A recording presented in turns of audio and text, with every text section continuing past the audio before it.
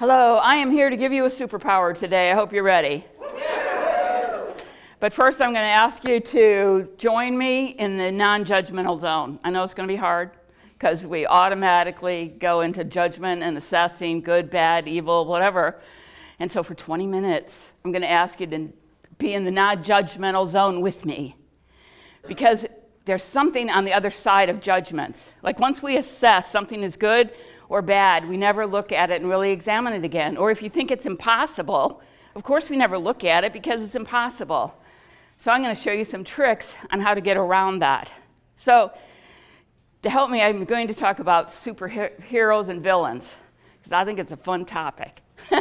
But I started to look at why I couldn't create in my life.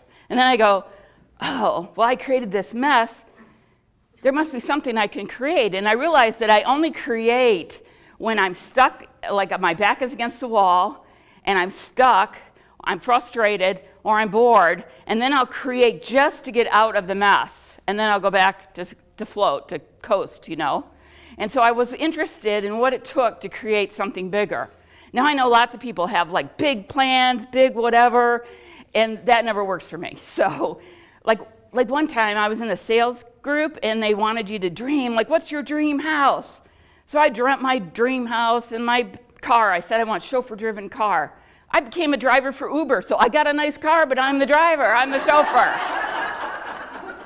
I got a nice house, but I'm the nanny for the people that live there. So there's something missing in the way that I create. So I was looking at superheroes. Now we assume superheroes are good, and so when we think something's good, we want to mimic them and imitate them. But what do? They wait for problems to fix. So when you're waiting for problems to fix, the thing you're looking for is problems. That doesn't make for a really happy person. Like a lot of us do that automatically. We're listening, what's missing, what's broke, what can we fix? And so the other thing is that they hide who they are. All of them have a day job hiding who they are. Do we really need Clark Kent in an office hiding who he is? So they hide who they are. And I was watching Heroes TV show like on Netflix where you can watch, whole season in a week. And so I started wondering, like, it's like several shows where the guy that's evil is making such a mess and killing all these people. And I'm like, where are the heroes? And a lot of the heroes were ordinary people who suddenly noticed that they had extraordinary powers. So their first response was to hide it, pretend like they didn't have it. And that's what we do, is we hide it. Like if somebody compliments you about something, you go, oh, anybody could do that. Like we don't own our own powers. So I started looking at it, and the villains, I noticed, create. They know how to create big, massive things because they're not limited. But like, take care of your brother, share that peace with your sister, be good, be quiet, hide who you are, follow the rules. The villains don't have any of those constraints. Not saying that they should or shouldn't, because we're in the non-judgmental zone. So if we're just looking, and I'm not trying to get anybody to be evil, I'm just looking at the power of the villain, knows how to create. And they create big, massive dreams. And they're very excited about their dreams. And they're passionate and they're in action. They don't get up in the morning and they go, I said I was going to blow up Gotham City today. Darn, I got to get up. They're excited about what they're up to. It's their mission, and they love their superpowers. That's the other thing I got, is they love their superpowers, and they know how they work, how they don't work. They're looking for more power. They're not afraid of power. Like if we try to create a situation, we'll usually pick something small and controllable and manageable by ourselves. The villains, like, I'll get a team, even if they have to get a team on the, in a bad, evil way. They create teams around them. They're not trying to do it themselves. So I just started looking and playing with this for creating. And it's funny because once I started looking at it, I started creating in ways I hadn't thought about. Like some of it was just, I created one step and I asked somebody, what should I do next? And then I did that next thing. And then I asked, what should I do next? And that worked much better than, becoming an Uber driver. But it's like, how do you create in your style? And what are your personal talents and abilities? So like I told some of you before that, like my mother could do everything, that was tangible. She could bake a cake, and she used to make these doll clothes, and they would be lined. Like why Barbie needs a lined jacket, I don't know. But she would line them. And they would be so like stellar things. And then she could do needlepoint and crochet and knitting. I won't even talk about how my knitting looks, but it's like she could do anything. And make those, you remember those doll cakes? Really intricate, like the skirt is the cake. And then my sister, who was younger, which is really annoying when you have an 18-month-old younger sister that can do everything that you can. So she's like singing, and I finally talked my dad into piano lessons, and we go there, and I'm like really trying to do what the teacher says for the chopsticks. And my sister had heard it before, so she finished the piece. Okay, I don't want to do piano either right now. You know, she had like talent, she could do stuff. I'm like singing tone deaf because I don't know that there's any reason to go up and down. I'm like in a monotone. So I'm like, Mom, what do I do well? And I thought she was feeling sorry for me. She goes, well, you make friends really easily. Oh, I want something tangible, you know? But then my son, when he was 9, had the same issue. He was like, oh, it's so hard for me to make friends, which I was surprised he said that. So I go, really? How long does it take you? Till I meet them. Good to know. Some people, it takes them longer than that. So like my son, you know, he uses his skill. He's like in the customer delight department. He's in the socializing. He makes friends all the time. He goes, of course, he's really good looking, but he goes, I don't know. I never have to ask for a date. People just come and approach me. It's good to know those talents so that you can use them. I know networking. I know networking is really easy for me, so I can approach people first. I don't have to wait until they do it, you know, because we often complain. Why do they never initiate? I'm always initiating. That's because I'm good at initiating. Those other people are freaked out. So I'm just like really want to encourage you to look at what your talents are. Like on the next break, ask people, what do you think my talents are if you don't know? And start listening to compliments. When people say something, we discount it so fast. Like just be in an inquiry, like what are my talents? And it's okay to be proud of what you can do. And don't assume that because you can do it and it's so easy for you that other people can do it. Like even somebody who's a good cook, if one person's a baker and the other person's a chef, they're both mad because they think they should be able to do both well. It's like, let's just look at what our talents are. So, and mine are mostly intangible. So, travels well. But it's like intangible. So, the other thing was, I always perceived myself as a good girl, like follow the rules, do everything. And if I got flack for something I was trying to do, I would just go underground and be stealth about it. And I still thought I was a good rule follower, but when I started looking at the villain thing, I go, ooh, I'm a rebel. Ooh, I'm unstoppable, you know? I might be hiding it, but I am a rebel. And I started looking at the way I did parenting was I read a book. I read a book about underwater birth. I'd never heard about it. I was pregnant at the time. I said, this is good, let me try it. And I could not get anybody who would support me in that. My dad used to tell people just because he wanted to see their reactions. But I was like, it was before birthing centers, 1986, before birthing centers, before underwater birth was known. So I'm like reading the book. It was from a couple in Texas. They did it in a cattle trough. I don't even know what a cattle trough is. I'm from Detroit. We give babies in cars and taxis. We don't do it in a cattle trough. So I had to go to a farm equipment place and ask for a cattle trough. Lined it with a waterbed heater, you know, and was ready to have my baby at home. And I was ready to do it by myself. I was like so clear it's the right idea. And but I decided I should look for a midwife. So I called the midwife. I go, I want to do underwater birth. Can you be there? She was like, said no first, but no one had ever asked her like that. Like usually people have questions. I was like, I'm doing it. Are you going to be there? And so I didn't even know where to go. So the book that I had picked up, I thought it was about rebirthing, which is a breathing process, a therapeutic process. And it was called Ideal Birth. I didn't know it was about birthing a baby. Oh no. So I went back to the bookstore. I said, do you know anybody who does this? And they did. So I got connected to the people. But Then you can't have anybody there that's suspicious or worried about the birth. We should do this in all of our activities, not have anybody there that doesn't support you in what you're up to. So people are going, aren't you worried about the baby going to drown? Yeah, that's why I picked it. You know, it's like, guess you're not invited because I need people who will support me in what I'm up to. So I had trouble finding people to be there at the birth. And so they were all like new age, you know, my massage teacher, my rebirthing teacher, you know, people from the bookstore. But as I was setting it up, I found out that it's illegal to have a home birth on purpose. So I signed up at the hospital so I could have a backup plan, you know. Of course, the cattle trough might be hard to explain, but it's funny, the police did come to my house. I'm like breastfeeding my son. I had the cattle trough in the dining room. And they go, we understand you're doing massage therapy.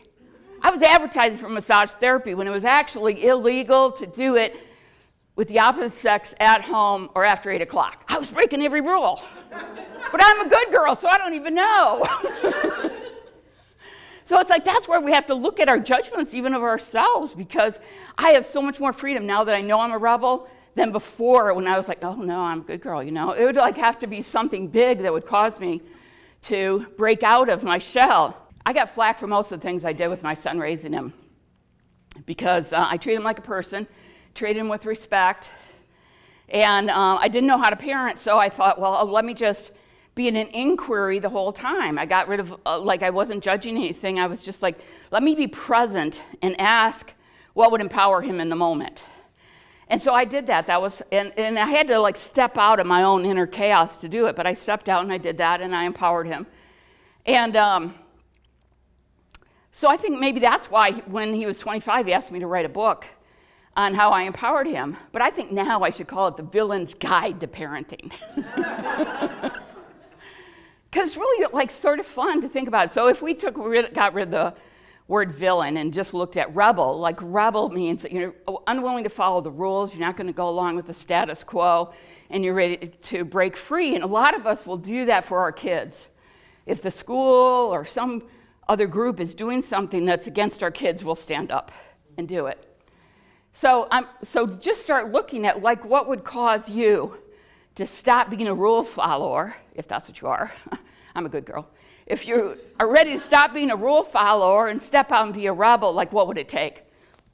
So the other thing that I found out is that if you determine something's impossible, you don't look at it. And I was at a staff meeting, and they were encouraging us to create a vision big enough to handle whatever your small little thing you had going on. Like create a vision so that you could get your job done instead of trying to work so hard. So I was doing statistics. I know it's not a good job for me, but I was being a good soldier at the time, and I said, yes, I would do that job. But I had to work with most people who didn't like statistics either. And I couldn't get the reports in on time. I hated the job. I'm like, those stupid people, why can't they get their stuff done in time? And it would make me have to work over 12 hours. I would be there till 9 o'clock on Friday. I'd have missed my last bus, have to walk 2 miles up the hill cursing those people. Really good way to spend your life, right? So in this class, we had to create this big vision, which I'm not really good at, but this was a job for a villain. So I created this thing that, what if all the people that I worked with had to do statistics for themselves? I've heard of people creating games with statistics, right? It's possible. So I created that these people were actually interested in the statistics because it was for their center. I was just managing reports at World Headquarters. So I suggested, so I made it up. I didn't even tell anybody about the vision. And so it was like, those are going to do the reports for themselves. And then they're going to go, oh, we got to tell April. We'll have to call World Headquarters, which would switch them from feeling like a victim of World Headquarters. Because even when I called, they would see my caller ID and they would go, what did we do wrong? What report are we missing? That was just how they talked to me.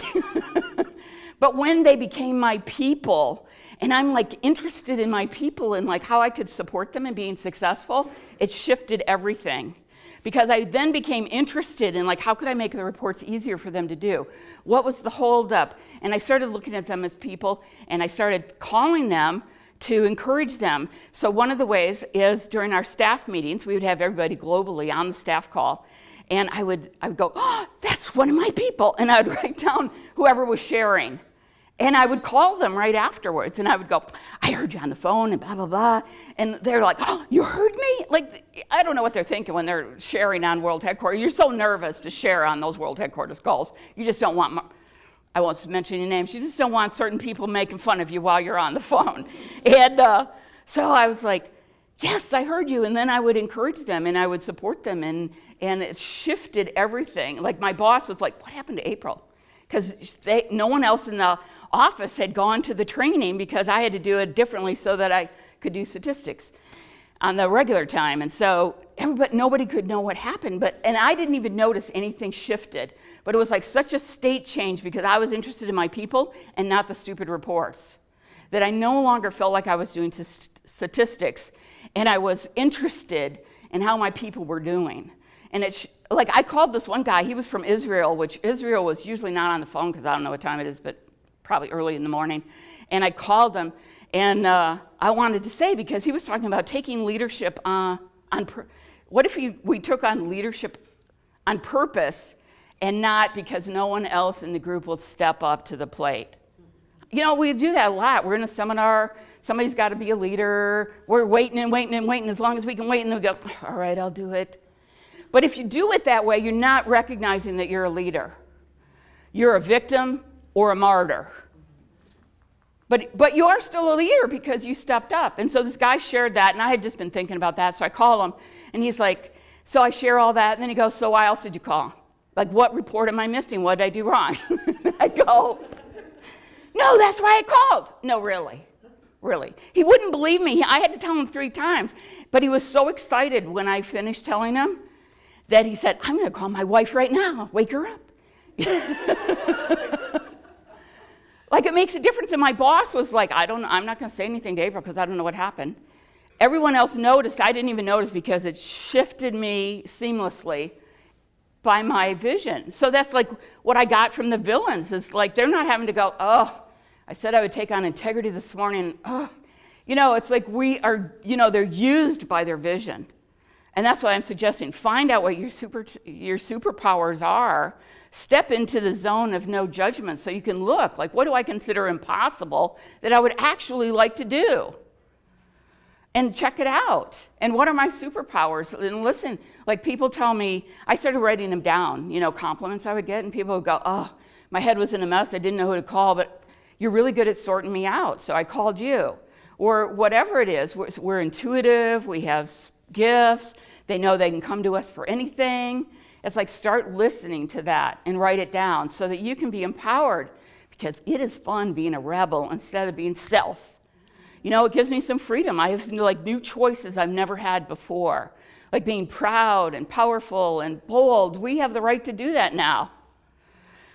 And just one other little thing, while I was preparing this, I was thinking about when I was at Ace Hardware.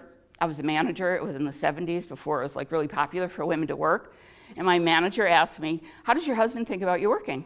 Fine. How does your wife think about you working? I thought his head would explode. And, but you know, it's like judgment and assessment where they put women and where we think we should be. And so like men were hired right out of high school and into the manager program. I had a bachelor's in psychology. I had 2 years of experience in high school in retailing. I'd worked in a store, and they said, well, we need to try you out in housewares. Now I would have been better in automotive. I can fix the car, tell you about the spark plugs, change the tires, change the thermostat in the dark. They put me in housewares, and somebody asked me for a Chinese wok. You know, one of those things you do stir fry in? I didn't know what it was. I heard the word wok, and I sent them to carpeting. So I'm just here to say, own your powers. Thank you.